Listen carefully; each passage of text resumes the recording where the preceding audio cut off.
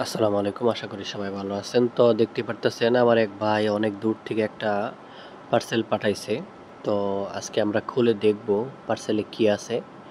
তো এই পার্সেলে কিন্তু আসলে একটা কন্ট্রোলার আছে। আমার এক ভাই কন্ট্রোলারটা আসলে ডিস্টার্ব হয়েছে। তো কি ডিস্টার্ব হয়েছে সেটা আস্তে আস্তে বলবো। তো আগে দেখি উনি খুলে আমাদেরকে কি দিয়েছে আর কি সাথে। তো প্রথমতই দেখতেই পারতেছি যে একটা কন্ট্রোলার। তো কন্ট্রোলারটা অবশ্য খুলবো, সম্পূর্ণ খুলবো, আপনাদেরকে দেখাবো যে উনি কিন্তু আসলে খুব যত্ন করেই কিন্তু কন্ট্রোলারটা দিছে। তো কন্ট্রোলারটার যে আসলে ঠিকানা লিফলেট এটা আসলে আমি আগেই পাঠিয়ে দিয়েছিলাম স্ক্রিনশট দিয়ে। তো যার জন্য সে ঠিকানাটা এখানে খুব সুন্দর করে লাগিয়ে দিছে যাতে ভুল ঠিকানায় না যায়। তো প্রথমত আমরা আগে পলিথিনগুলো ঠিকঠাক মতো খুলি, আস্তে আস্তে করে দেখি আমার ভাই কি দিছে। তো আমি জানি যে একটা কন্ট্রোলার দেওয়ার কথা ছিল। তো এখানে স্টিকারটা সুন্দর করে লাগাই দিছে অবশ্য কোম্পানি।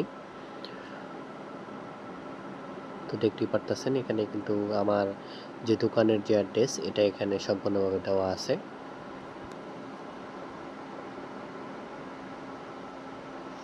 তো আমরা কিন্তু সারা বাংলাদেশ থেকে যারা হোম ডেলিভারি মাল নিয়ে থাকে বা পাঠায় থাকে এগুলোর কাজ কিন্তু আমরা করে থাকি।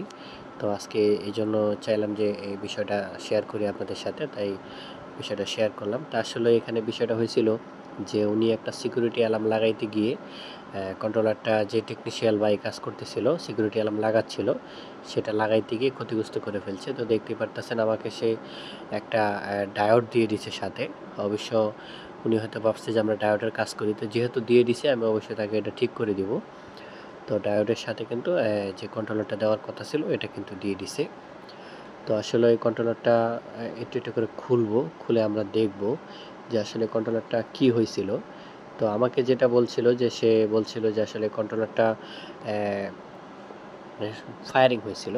তা ফায়ারিং হওয়ার পর থেকে আর স্টার্ট হয় না। আসলে মূলত বিষয় ছিল তাকে বলা হয়েছিল যে একটা সিকিউরিটি অ্যালার্ম লাগানোর জন্য। সিকিউরিটি অ্যালার্মটা অবশ্যই আমার কাছ থেকে অর্ডার করে নিয়ে গেছিল।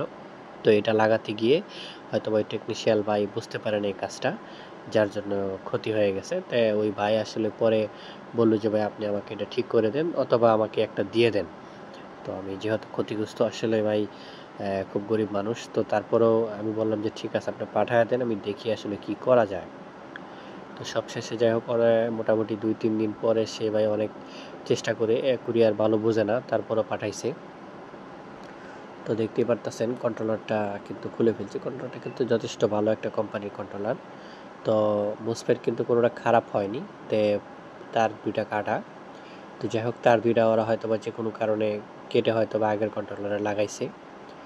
তো তারপরেও আমরা দেখব আসলে এর যে মূল সমস্যা কি। এটা কিন্তু আসলে কোনো মুসফেট খারাপ হয় নাই। যেহেতু হালকা একটা ফায়ারিং হয়েছে হয়তোবা সেখানে ভুল কালেকশন করতে পারে। তো মুসফেট কিন্তু একবারে সম্পূর্ণই ভালো আছে। ২-১ বার হয়তো রিপেয়ারিং করা হয়েছে, এটা করতেই পারে। তো এছাড়া অন্য কোনো সমস্যা কিন্তু এখানে নাই।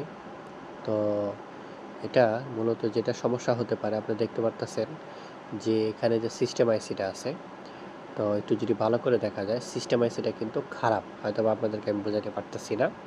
তো সিস্টেম আইসিটা কিন্তু এখানে শর্ট হয়ে মানে একবারে ফুটে গেছে, মানে ফেটে গেছে। তো সিস্টেম আইসি মূলত ফেটে যাওয়ার কারণ হলো যে হয়তোবা ভোল্টেজের অনেকটা আপ ডাউন করে ফেলছিল, হয়তোবা ভুল তার দিয়ে ভোল্টেজটা ঢুকায়